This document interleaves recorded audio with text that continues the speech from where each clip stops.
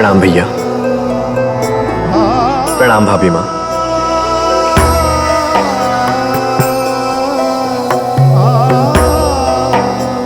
कुमार राम, महाराज दशरथ ने कहा था कि मैं आप सबको वन में 2-4 दिन भ्रमण करा के लौटा रहा हूं।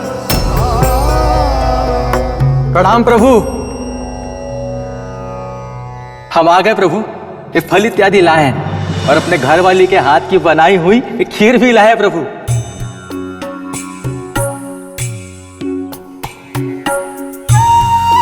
प्रभु एक बात कहें? हाँ हाँ निषाद राज, तुम तो हमारे मित्र हो, गुरु भाई हो। जो कहना चाहते हो निसंकोच होकर के कहो।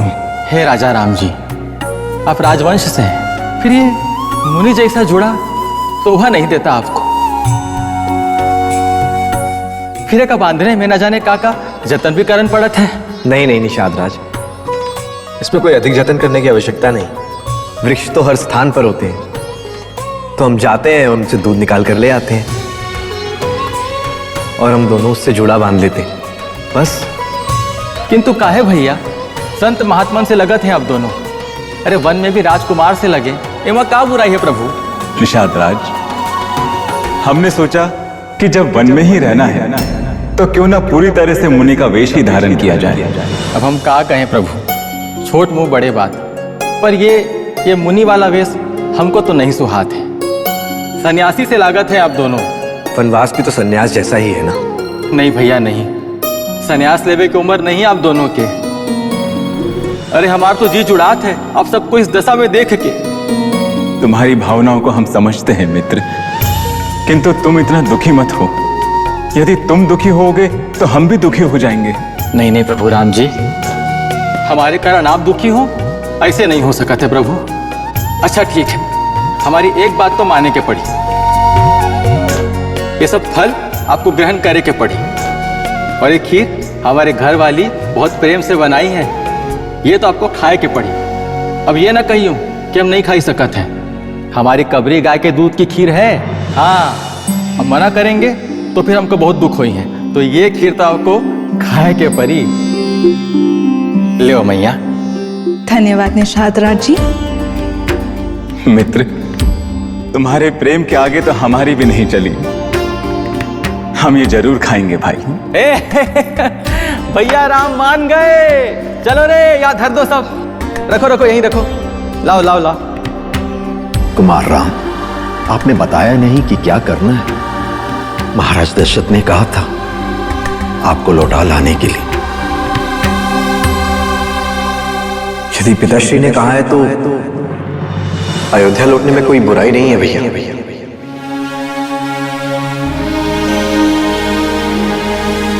लक्ष्मण भैया, महाराज पिताश्री ने वो पुत्र मोह के अतिरिक्त ही बोला होगा, किंतु यदि हमने ऐसा किया तो उनके द्वारा दिए गए माता कैकेयी के वचनों का उल्लंघन होगा। भाभी माँ, पिताश्री के आदेश से ही तुम यहाँ आए हैं, और फिर लौट आने के लिए भी तो उन्होंने ही कहा है ना।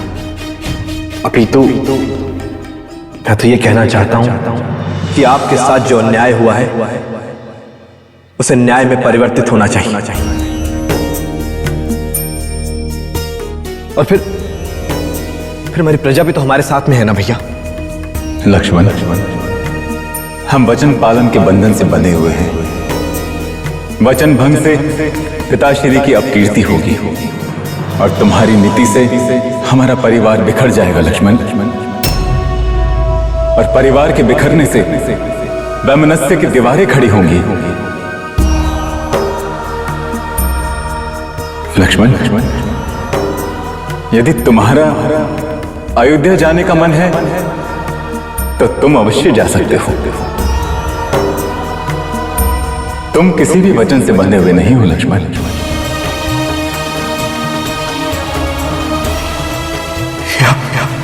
अब कैसी बात कर रहे हैं भैया? मैं तो आपकी परछाई हूं ना। जहां काया वहीं छाया। यदि धर्म आपके हृदय की धड़कन है तो मेरे हृदय की धड़कन तो आप है ना भैया। जहां जहां आप रहेंगे वही तो आपके अनुज का संसार है ना भैया।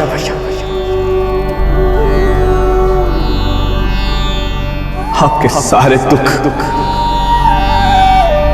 आपके आज लक्ष्मण के हैं भैया, और मेरा सारा सुख आपका है भैया, केवल आपका।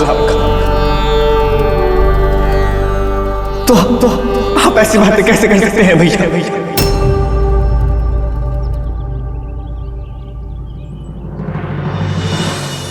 अरे बावले, तू तो जानता है ना कि मैं तेरे बिना अधूरा हूं।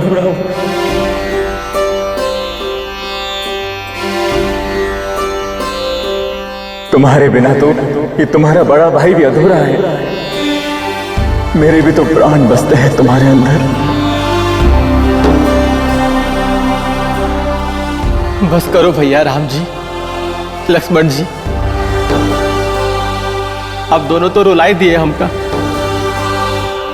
दोनों भाइयों में ऐसा प्रेम, छंदर चकोर सी जोड़ी। इस संसार में जब जब भाई के प्रेम की बात चली है तो लोग श्री राम जी और भैया लक्ष्मण की ही बात करी है। जुग जुग जिए दोनों भाई, जुग जुग जिए। तो इसका अर्थ यह है कि आप तीनों लौट के नहीं जाएंगे। महाराज दशरथ ने मुझसे कहा था कुमार राम वचन नहीं तोड़ेंगे तो बहू रानी को ही अवश्य अयोध्या ले आइएगा। वो राजमहल में पली बड़ी, वन के कष्ट कैसे झेल पाएगी?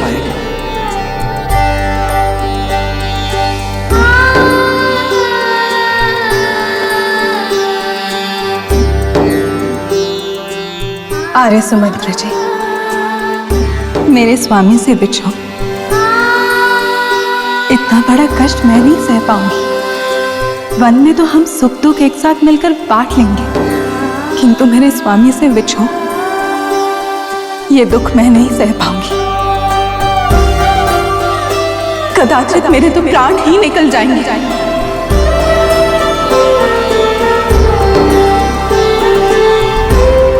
अरे सुमंत्र जी, आपसे विनती है कि आप पिता महाराज को जाके मेरी ओर से उनसे क्षमा मांग लीजिए।